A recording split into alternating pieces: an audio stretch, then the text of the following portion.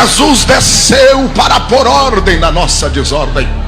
Na verdade, meus senhores e senhoras, o pecado gerou desordem plena na vida do ser humano. Tudo que ocorre hoje é consequência do pecado, da miséria do pecado. E eu quero lhes anunciar solenemente outra vez que, não obstante o avanço da ciência, o pecado continua sendo cada vez mais pecado. O homem continua escravo do pecado, continua dependente totalmente da ação de Satanás sobre a sua vida. Por quê?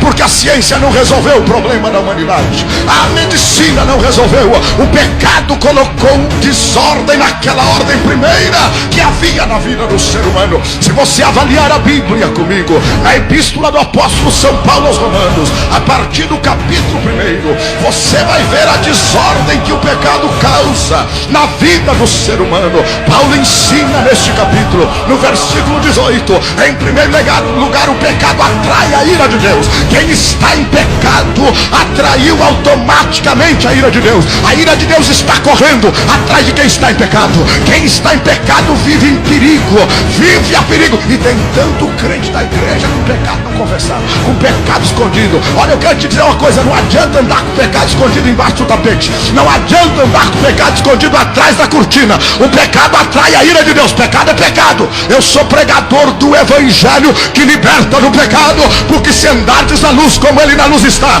o sangue de Jesus Cristo, seu Filho, nos purifica de todo pecado. O pecado atrai a ira de Deus. Nada destrói a igreja, nem falta de dinheiro, nem falta de templo, nem falta de teologia, mas o pecado destrói a igreja, o pecado destrói o ministério, o pecado destrói a chamada. A única coisa que destrói a igreja é o pecado. Por quê?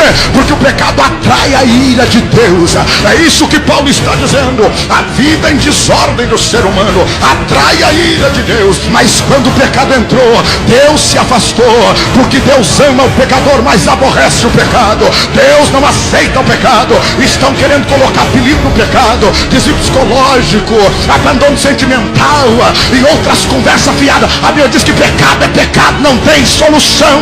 É só o sangue de Jesus que purifica de todo o pecado. Aleluia.